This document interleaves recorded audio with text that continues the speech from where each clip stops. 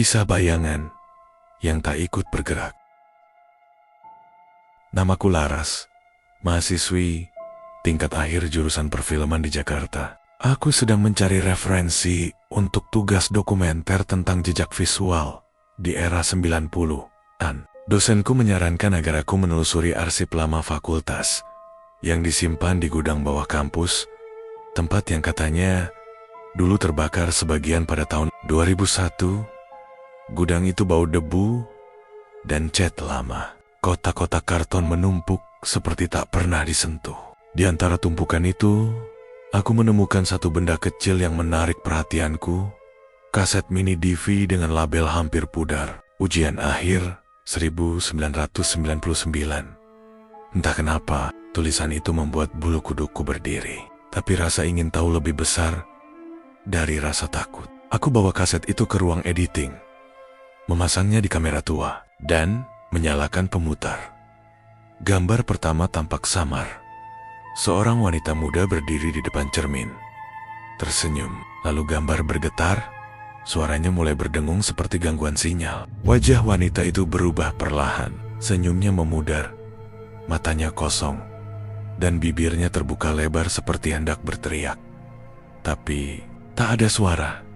Setelah itu, layar berubah ke ruangan gelap. Seseorang berbisik dekat mikrofon. "Kalau kamu melihat ini, lihat bayanganmu." Aku menelan ludah. Seketika layar hitam, lalu mati total. Aku pikir baterai kameranya habis, tapi yang aneh, pantulan di layar monitor masih ada. Aku menatapnya lekat-lekat. Bayangan diriku masih terlihat, tapi tidak bergerak. Aku memiringkan kepala ke kiri, tapi bayangan di layar tetap diam. Aku mengedipkan mata, bayangannya tidak berkedip. Dadaku berdegup cepat. Aku mundur, dan barulah bayangan itu mulai bergerak, tapi bukan mengikuti gerakanku. Ait, senyum lebar yang tidak kulakukan. Aku buru-buru mematikan layar dan keluar dari ruangan. Tapi kaca di pintu masih memantulkan wajah yang sama. Hanya saja kali ini aku jelas melihat perbedaannya. Mata bayanganku benar-benar hitam. Malamnya, aku tak bisa tidur. Suara dengungan dari rekaman itu terus terngiang, seperti masih menempel di telingaku. Keesokan paginya, aku kembali ke ruang editing untuk menghapus filenya. Tapi kaset itu sudah menggandakan diri di komputer. Nama filenya kini berubah menjadi "Lihat Bayanganmu MP4". Aku memutarnya sekali lagi.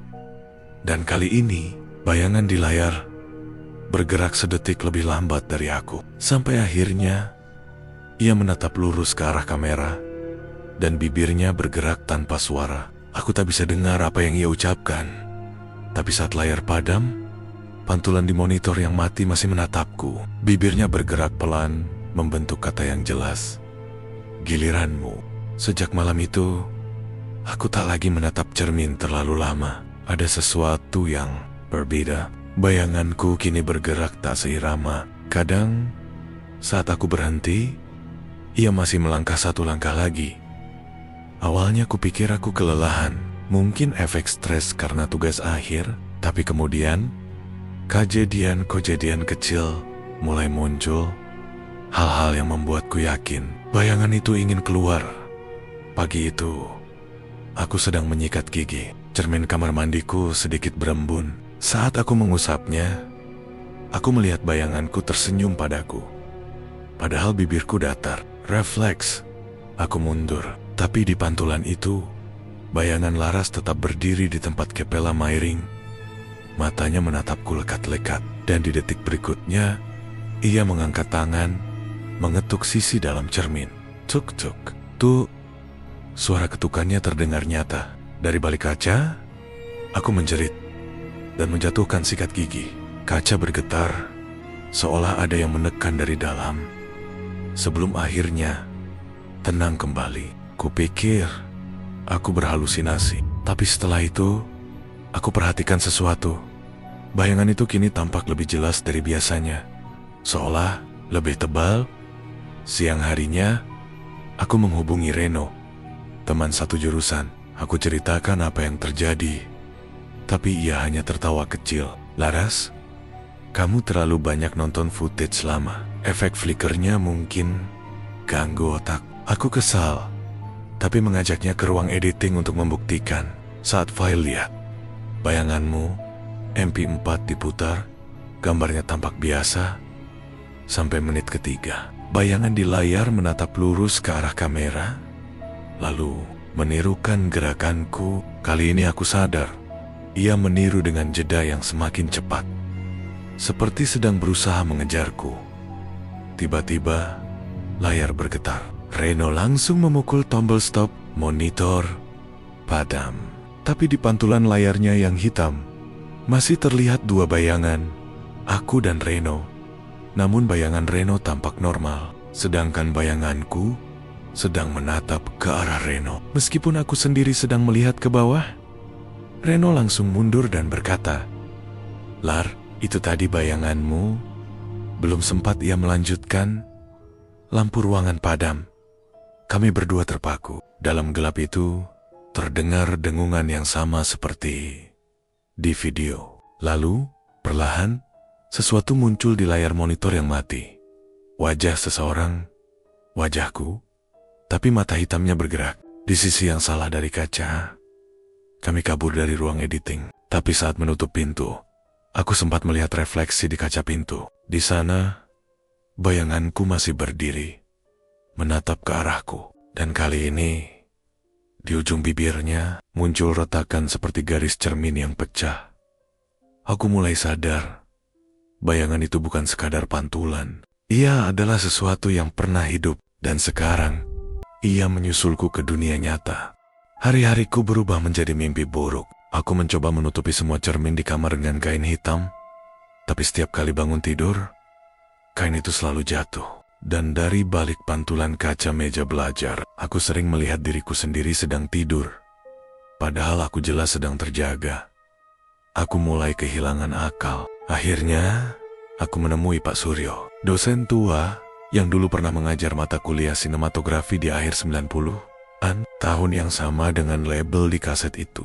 Saat aku menyebut kata ujian akhir 1999, ekspresinya langsung berubah. Ia memintaku duduk dan menatap dalam-dalam. Kaset itu seharusnya sudah dimusnahkan, Laras. Jangan bilang kamu memutarnya. Aku Pak Suryo bercerita, 26 tahun lalu, ada seorang mahasiswi bernama Santi.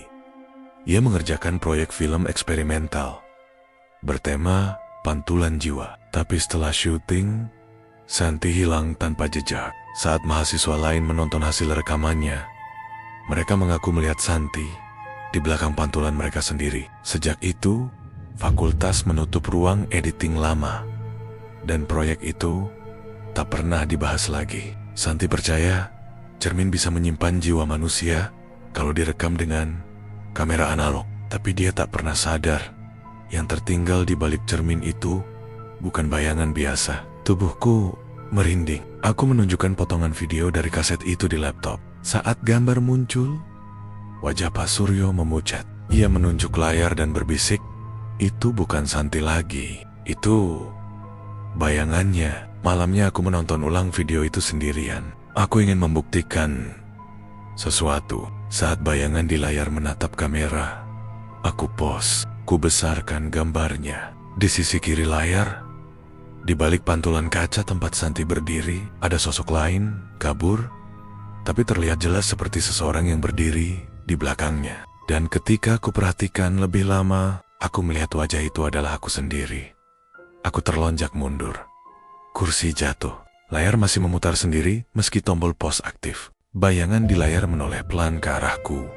Bibirnya bergerak tanpa suara. Aku tak bisa dengar, tapi aku tahu kata yang ia ucapkan gantian. Tiba-tiba cermin besar di kamar bergetar pelan. Muncul retakan di tengahnya. Dari sela retakan itu, tangan hitam menjulur keluar.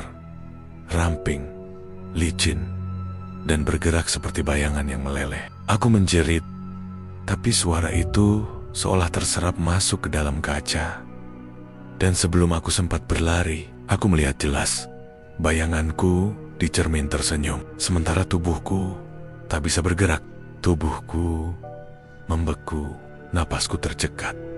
Sementara bayangan di cermin itu tersenyum lebar, seolah menikmati ketakutanku. Tangannya, atau mungkin tanganku versi lain, menempel di permukaan kaca yang kini tampak seperti air beriak. Aku berusaha mundur, tapi kaki terasa berat, seperti terikat sesuatu yang tak terlihat. Cermin itu kemudian bergetar lagi. Dari dalam pantulannya, kamar terlihat sama persis, tapi dengan satu perbedaan. Di sana, sosok aku yang lain berjalan mendekat ke arah kaca. Ia mengenakan baju tidurku, memiliki wajahku, tapi matanya hitam legam tanpa bola mata. "Siapa kau?" Suaraku bergetar. Bayangan itu berhenti tepat di depan permukaan cermin, lalu mengangkat tangannya. Gerakannya sinkron denganku. Tapi saat aku diam, ia terus bergerak. Lalu, ia berkata pelan. Suaranya seperti bisikan dari dalam kepala. "Aku hanya menggantikanmu di sisi lain." Cermin itu kemudian mengeluarkan suara berderak keras. Kerak, retakannya melebar sampai memenuhi seluruh permukaan. Dari bilainya muncul embusan udara dingin seperti dari ruang hampa. Semua benda di kamar bergetar, tirai menari sendiri, dan lampu gantung berayun liar. Aku menjerit, mencoba keluar kamar, tapi pintu terkunci dari luar. Saat kutarik, kunci pintu berputar sendiri. Bayangan di cermin mendekat, lalu menembus kaca. Tangannya yang dingin menyentuh pipiku, meninggalkan bekas seperti arang. Mataku mulai kabur. Semua warna di sekitarku memudar menjadi abu-abu. Dan tiba-tiba aku melihat sesuatu dunia lain di balik cermin. Rumahku, tapi lebih gelap, kotor, dan penuh jamur. Di dalamnya ada diriku yang lain, duduk di sofa, menatapku balik. "Kau yang di sana," katanya. "Sudah terlalu lama hidup di dunia yang bukan milikmu." Aku tak mengerti maksudnya. Tapi tiba-tiba tubuhku ditarik ke arah kaca dengan kekuatan luar biasa. Aku menjerit, mencoba bertahan, tapi tangan hitam itu kini mencengkeram pundakku kuat-kuat. Aku terpental ke dalam dunia cermin. Saat aku membuka mata, aku sudah berada di ruang tamu yang sama. Hanya saja, warna-warninya seperti terbalik. Dinding yang seharusnya putih, kini hitam. Dan foto keluarga di dinding menampilkan wajah-wajah tanpa mata. Suara dari luar terdengar samar. Seseorang mengetuk pintu. "Rani?" Itu suara Bu Ratna, tetangga sebelah. Aku berlari ke jendela, berusaha melihat keluar. Tapi yang kulihat membuat darahku membeku. Di dunia nyata, Rani, versi lainku, sedang membuka pintu untuk Bu Ratna dengan senyum yang sama seperti bayangan di cermin tadi. "Aku di sini. Aku di dalam kaca," teriakku sekuat tenaga. Tapi suaraku tak keluar, hanya bergema di ruang kosong itu. Dari belakangku, terdengar langkah kaki yang sama beratnya seperti rantai diseret. Aku menoleh, dan di sudut ruangan berdiri sosok wanita hitam yang sama seperti dari rumah sebelah. Kali ini wajahnya lebih jelas, dan ia tersenyum. "Akhirnya, kau menyeberang," katanya. "Giliranmu menggantikan yang di sana." Aku terjebak di dunia yang sama, tapi berbeda. Setiap sudut rumah ini terasa hidup, seolah mengamati setiap gerakanku. Bayangan di tembok bergerak lebih cepat dari tubuhku. Bahkan pantulanku di jendela mulai mengedip lebih dulu dariku. Aku tahu, ini bukan sekadar mimpi. Aku benar-benar sudah berada di sisi lain, tempat di mana bayangan menggantikan manusia. Dan satu-satunya cara kembali ada di dalam rekaman. Di meja ruang tamu, kulihat kamera tua milikku masih menyala dengan layar berkedip. Ada file bernama rekaman awal, MP4. Itu video pertama yang kuambil saat aku mulai meneliti rumah sebelah. Tanganku gemetar saat menekan tombol play. Suara statis terdengar, lalu muncul wajahku di layar. Wajah yang tampak lelah, tapi berbeda. Matanya kosong, dan di belakangnya tampak sosok gelap berdiri diam. Jika kau mendengar ini, Suara di video berkata pelan, berarti aku gagal keluar. Tada aku sesak. Aku menatap sekeliling ruangan dan kulihat benda-benda di sini sama persis dengan yang ada di video. Setiap detailnya. Hanya satu hal yang aneh. Bayangan di belakang diriku di video itu kini bergerak mendekati kamera. Aku buru-buru menghentikan video, tapi layar tak mau mati. Gambar itu terus berjalan. Kau tahu apa yang harus dilakukan? Suara di video berkata lagi, hapus aku sebelum aku yang menghapusmu. Aku, satu-satunya cara keluar adalah memutar ulang rekaman ini dan menghapus bayanganku dari sana. Dengan napas tersengal, aku mengambil gunting di meja dan menusukkannya tepat ke layar kamera, seolah menusuk pantulan diriku di sana. Sekejap semuanya gelap, listrik padam, suara angin berhenti, dunia membeku. Ketika cahaya kembali, aku sudah duduk di kursi yang sama seperti dalam video. Kamera masih merekam, tapi kali ini yang kulihat di layar bukan wajahku lagi. Seseorang atau sesuatu duduk menggantikanku. Ia menatap lurus ke kamera, lalu tersenyum samar. Terima kasih sudah membebaskanku, katanya. Sekarang giliranmu di sisi lain. Aku menjerit, tapi tubuhku tak bisa bergerak. Pandanganku tertarik ke arah cermin di seberang ruangan. Di sana, sosokku yang asli kini terperangkap, menatap keluar dengan mata penuh ketakutan. Dunia di luar berjalan seperti biasa, tapi di layar kamera, video itu terus merekam tanpa henti. Perlahan, teks di bawah rekaman berubah sendiri. Awalnya bertuliskan, rekaman awal, Laras, 2024, huruf demi huruf bergeser, hingga akhirnya menjadi ujian akhir, Laras, 2025, dan di akhir video, sebelum semuanya gelap, terdengar bisikan halus. Setiap bayangan akan mencari nama baru untuk hidup kembali. Dan di kamar kosong itu, kamera masih menyala sendiri, menunggu seseorang menekan record lagi. Dan cerita pun tamat.